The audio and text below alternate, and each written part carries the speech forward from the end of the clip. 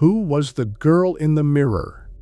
In the early rainy summer, Detective Raymond and his assistant Elliot left the city for the first time in a long while and traveled to a small coastal town. Their destination, which was to enjoy a break from everyday life, was strangely a small guest house located near an old mansion that had been empty for decades. Let me introduce the characters. Raymond, a middle-aged detective. A cool-headed and logical thinker with a history of solving numerous unsolved cases. He may seem blunt on the outside, but he has a burning sense of justice inside. Elliot, Raymond's assistant. A young and intuitive man with a sensitive and emotional disposition. At first glance, he may seem clumsy, but at important moments, he sees through the truth with his intuition. Rosa, the owner of the guest house. He seems ordinary and warm on the outside, but he often uses subtle speech as if he knows about old cases. He often appears unstable after his nephew's disappearance. Matilda, an old maid working at a guest house. She was also near the mansion when Chloe disappeared. She lives with a sense of guilt and often talks to herself as if she were talking to someone. Chloe, a girl who disappeared from the mansion 20 years ago. The central figure who covers up the legend, disappearance, and the mystery of the mirror. Herman, a man who left town after being wronged by Chloe's family in the past. Burning with revenge, he uses the legend of Chloe's disappearance to commit a planned crime. It's a bit gloomy here, Raymond. So maybe we can rest longer, if no one comes to us with a case. But their hopes didn't last long. The owner of the guest house, Rosa, brought up the story that her niece had been missing for several days. The last place she was seen was the greenhouse next to the mansion. They say it was near the room with the mirror. The room with the mirror. That's strange. Why is it always near the mirror? Raymond hesitated to intervene at first, but an old newspaper in the guest house's bedroom caught his eye. This isn't a simple disappearance. There's something connected to that case from long ago. Huh? Raymond, look at this newspaper. 20 years ago, Chloe disappeared. The legend of the girl in the mirror resurfaces. They began to search around the mansion.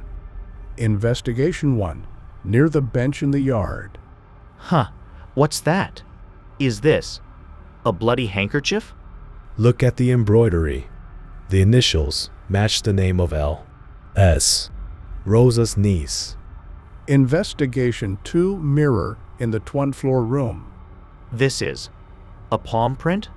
It looks like it was taken from inside. Let's open the back of the mirror. Huh, it's a diary. I can play with my friend in the mirror every day, but Mommy's scared. Investigation 3, Matilda's room. Chloe. And this child? A twin?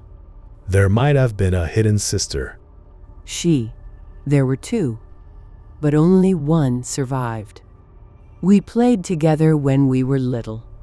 Investigation 4, sleeping pill bottle in the basement. Sleeping pill? This medicine was related to my niece's condition.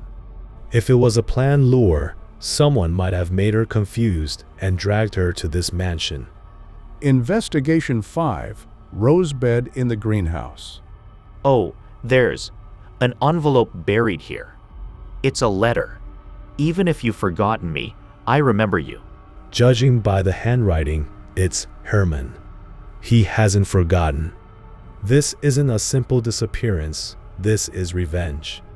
As the night deepened, the mansion became more and more lifeless. The walls creaked and the mirrors glowed coldly, as if memories that had been dormant for decades were awakening again. Investigation 6, old ledger found in the attic. This is like an old ledger. Who wrote it? It's Chloe's mother's handwriting. Daily expenses, household chores. But this one is unusual. That child didn't cry today either. She smiled in the mirror. Was she really looking at someone? Investigation 7. A small box hidden under the floor in the storage room behind the kitchen. Huh? The floor is empty. There's a keyhole too. Wait. One of the keys to the guest house had this strange pattern. Maybe I can open it. The moment the box was opened, a broken eyeglass frame, a hairpin, and a piece of torn doll popped out. And a small photograph. This is Rosa's niece. And Matilda? I didn't know that child would be here. Herman had planned it from the beginning. He approached me too. What do you mean? Herman couldn't stand this mansion being forgotten. So someone had to become a legend. Chloe, Rosa's niece. It didn't matter. Someone had to be sacrificed. That child was deliberately made into a part of the mirror legend. Investigation 8. Hidden space behind the mansion fireplace. When the fireplace was pushed, the thin stone wall shook. Behind it was a small secret room, and inside it was a space decorated like a child's room. The walls were covered with drawings drawn by the child himself, and in one of them, 2 children are holding hands and standing in front of a mirror. And one is smiling, the other is crying.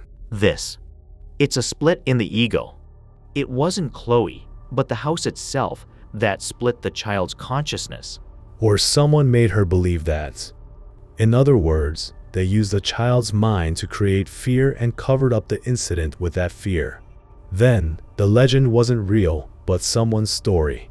Someone's obsession, someone's desire for revenge. And people believed that story as if it were true. It was more vivid than reality. In the end, the truth of this incident wasn't a ghost but a human.